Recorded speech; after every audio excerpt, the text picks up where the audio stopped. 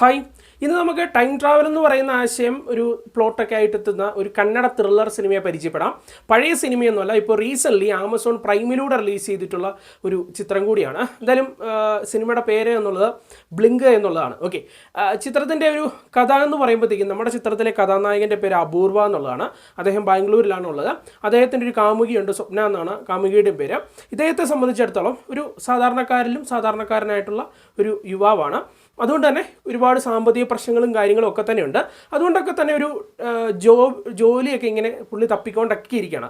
ഇതിനിടയിൽ ഇദ്ദേഹത്തിൻ്റെ ലൈഫിലേക്ക് ഒരു മിസ്റ്റീരിയസ് ആയിട്ടുള്ള ഒരു ഓൾഡ് മാൻ കടന്നെത്തുകയാണ്. ഇതിനുശേഷം അപ്രതീക്ഷിതമായിട്ട് സിനിമയ്ക്കുള്ളിൽ സംഭവിക്കുന്ന കുറേ ത്രില്ലിംഗ് സംഭവങ്ങളൊക്കെയാണ് ഏകദേശം ഒരു പ്രമേയം എന്ന് പറയാൻ സാധിക്കും.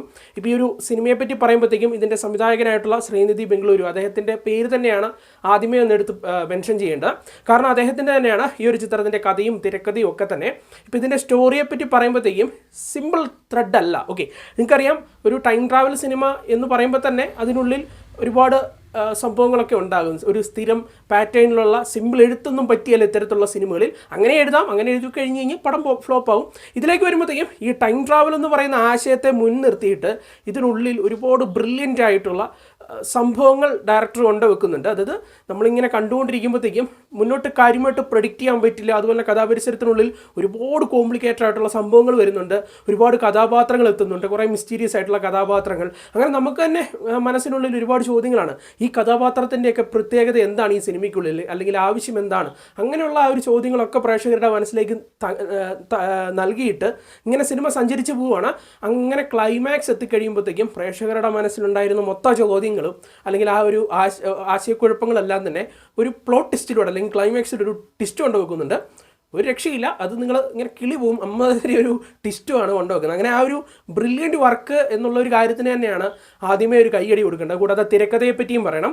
ഞാൻ പറഞ്ഞില്ല, ഇതൊരു സിമ്പിൾ ത്രെഡ് അല്ല. ഓക്കെ, നമുക്ക് ഒരുപാട് സംഭവങ്ങളൊക്കെ കൂടിച്ചേർന്നൊരു കഥ എന്ന് പറയാൻ സാധിക്കും. അപ്പോൾ ഇത്തരത്തിലുള്ള ഈ ഒരു കഥയെ തിരക്കഥയിലൂടെ അവതരിപ്പിച്ചപ്പോഴത്തേക്കും നല്ല സ്മൂത്തായിട്ട് അത് അവതരിപ്പിച്ച് പോയ പോലെ നമുക്ക് ഫീൽ ചെയ്യും. അല്ലെങ്കിൽ ലാഗൊന്നുമില്ല. അതും ഇത്രയും ഡെപ്തുള്ള ഒരു കഥയെ 2 മണിക്കൂർ 10 മിനിറ്റ് കൊണ്ട് പുള്ളി ഇത് സ്ക്രീൻ പ്ലേയിലൂടെ കൊണ്ടുവന്ന് വെച്ചിട്ടുണ്ട്.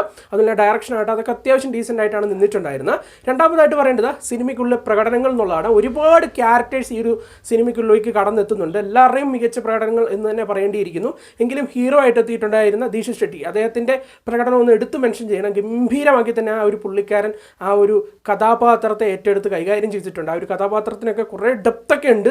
അത് നിങ്ങൾ കണ്ടു തന്നെ മനസ്സിലാക്കി എടുക്കുക. കൂടാതെ കുറച്ച് സർപ്രൈസിംഗ് ആയിട്ടുള്ള കുറച്ച് കഥാപാത്രങ്ങളുണ്ട്. അതൊക്കെ നിങ്ങൾ സിനിമ കണ്ട് തന്നെ മനസ്സിലാക്കി എടുക്കുക. കൂടാതെ അറിവ് എന്നൊക്കെ പറയുന്ന ഒരു ക്യാരക്ടർ എത്തുന്നുണ്ട്. അത് സിനിമ ഒരു ഘട്ടത്തിലെത്തി കഴിയുമ്പോഴത്തേക്ക് ഒരു 96 കാലഘട്ടത്തിലേക്കൊക്കെ ഫ്ലാഷ് ബാക്കിലേക്കൊക്കെ പോകും. ആ ഒരു ടൈമിൽ അറിവെന്ന് പറയുന്ന ഒരു ക്യാരക്ടർ, അങ്ങനെ ആ ഒരു ടൈമിൽ കുറേ കഥാപാത്രങ്ങളുണ്ട്. അങ്ങനെ എല്ലാവരുടെയും പെർഫോമൻസും കിടുവായിരുന്നു എന്ന് പറയാൻ സാധിക്കും. ടെക്നിക്കലി എടുത്തു പറയേണ്ട കാര്യങ്ങൾ എന്നുള്ളത് ഒന്ന്, എഡിറ്റിംഗ് വർക്കൊക്കെ ഗംഭീരമാക്കി തന്നെയാണ് നിന്നിട്ടുണ്ടായിരുന്നത്. വളരെ സ്റ്റൈലിഷ് ആയിട്ടാണ് എഡിറ്റർ സിനിമയെ മൊത്തത്തിൽ ട്രീറ്റ് ചെയ്തിട്ടുണ്ടായിരുന്നത്. കൂടാതെ ചിത്രത്തിൻ്റെ മ്യൂസിക് വർക്ക് കൈകാര്യം ചെയ്തിട്ടുണ്ടായിരുന്ന പ്രസന്നകുമാർ MS എന്ന് പറയുന്ന ആളാണ്.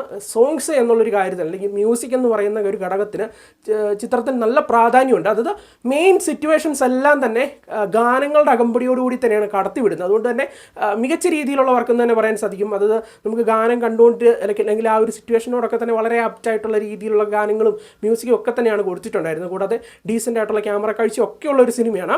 ഈ ഒരു സിനിമയെ മൊത്തത്തിൽ പറയുമ്പോഴത്തേക്കും നല്ലൊരു സിനിമ എന്ന് തന്നെ പറയേണ്ടിയിരിക്കുന്നു. ഒരു ത്രില്ലർ സിനിമ പ്രേമിയെ അവനെ നിരാശപ്പെടുത്തില്ല എന്നുള്ള ഉറപ്പ് എനിക്ക് പറയാൻ സാധിക്കും. തീർച്ചയായിട്ടും ഒന്ന് ട്രൈ ചെയ്ത് നോക്കുക. കുടുംബമൊക്കെ ആയിട്ടിരുന്ന് കാണാമെന്ന് ചോദിച്ചു കഴിഞ്ഞാൽ കുടുംബമൊക്കെ ആയിട്ടിരുന്ന് കാണാം, വലിയ കുഴപ്പമൊന്നുമില്ല. എന്നാൽ ക്ലീൻ ഒരു പടമാണെന്ന് പറയുന്നില്ല.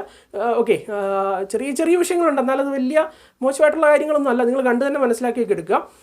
എനിക്ക് കാണാം, അല്ലെങ്കിൽ മെച്യൂർഡ് ആയിട്ടുള്ള എല്ലാവർക്കും കാണാം, അത് തീർച്ചയായിട്ടും പറയാൻ സാധിക്കും. ഈ ഒരു സിനിമയ്ക്ക് ഒരു 7.5 ഔട്ട് ഓഫ് 10 ആണ് നൽകുന്നത്. 10ൽ 7.5. തീർച്ചയായിട്ടും കണ്ടിട്ട് അഭിപ്രായങ്ങൾ പങ്കുവെച്ചേക്കുക. തീർച്ചയായിട്ടും കിളി പറത്തുന്ന സിനിമകൾ, ടിസ്റ്റൊക്കെ നല്ല ഗംഭീരമായിട്ടുള്ള സിനിമകളും ഒക്കെ ഇഷ്ടമുള്ളവർക്കും, അതുപോലെ സയൻസ് ഫിക്ഷൻ സിനിമകളൊക്കെ ഇഷ്ടമുള്ളവർക്ക് ധൈര്യമായിട്ടൊന്ന് കാണാം. ഓക്കെ, നമുക്ക് എന്തായാലും മറ്റൊരു സിനിമയുടെ വിശേഷമായിട്ട് കാണാം. ടാറ്റ.